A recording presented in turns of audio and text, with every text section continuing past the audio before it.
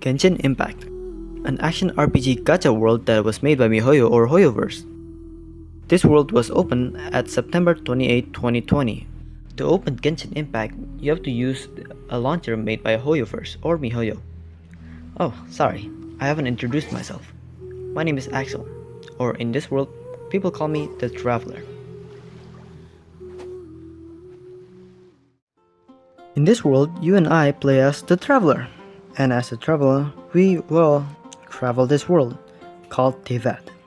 In Teyvat, there are 7 nations, of which 6 are explorable. What can we do here? Well, a lot.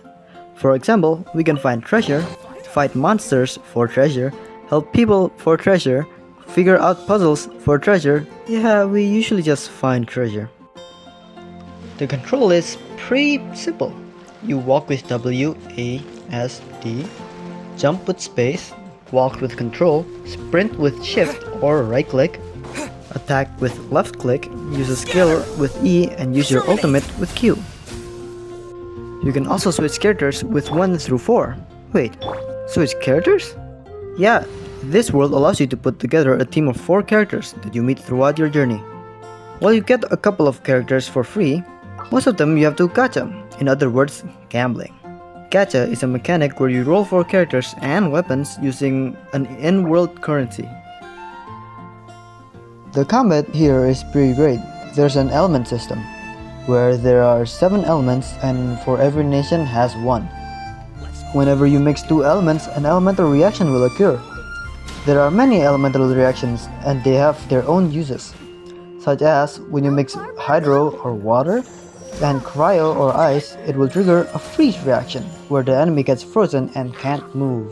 There are also 5 different types of weapons, including the all-rounder sword, the heavy but damaging claymore, the quick polearm, the ranged bow, and the unique catalyst. Each character will have a combo of one of these elements and one of these weapons. Every character also has a unique set of skills and passives, so even though they might have the same weapon or element, their build styles might be different. You are here because you were searching for your sibling which was taken away by a god. You travel from nation to nation searching for your sister, and along the way, you help the nation with their problems. While helping the nations, you go through a lot of stuff like stealing from the church, helping a dragon, get framed for killing a god, illegally cross a nation's border, become a captain of a rebel army, rebel against the governing body, defeat a god, rebel against another governing body, help a god, go in a time loop, fight a Gundam, become a lawyer and detective, find murderers and drug dealers, finally go to jail, sue a god, watch a tournament arc, and go to war, amongst other fun things. It gets really hectic sometimes, but it's really interesting. Although some of the characters don't feel fleshed out enough, all of them do stand out from each other and have interesting gimmicks, usually. The dialogue is pretty good though, still far from perfect, but it gets better as time goes. Oh man, do you see that? This world is really gorgeous with its stylized anime art style. Everything is cel-shaded from the environment to the people living in it. And the sights in this world? Oh man, it's really beautiful and colorful. Each nation has this color scheme usually corresponding to their element, and it makes it look so unique. I sometimes forget that one nation is in the same world as another. Like, what do you mean Natlan and Fontaine is in the same world? The UI is also great with an otherworldly motif.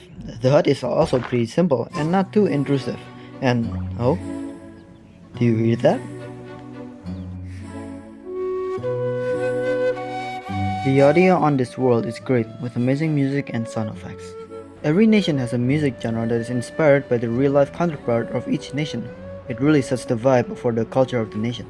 The calm music is very relaxing and gives a sense of nostalgia.